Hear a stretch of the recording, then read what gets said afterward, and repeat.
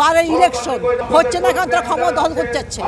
রুবা আর পরিষদ আর আব্দুল বাচ্চু আর মালিক সাহেব তিনজন মিলে চক্রান্ত করে ওরা হেরে যায় বিএনপির কারণে।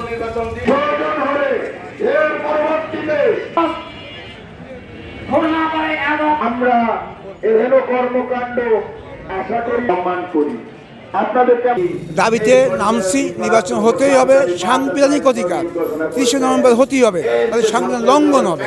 সেখানে নির্বাচন ঘোষণা হয়েছে, তফসিল হয়েছে, নির্বাচন কমিশন গঠন হয়েছে এবং প্যানেল পরিচিত হয়েছে, সবাই নির্বাচনে নেমে গেছে, লিফলেট ব্যানার দিয়েছে।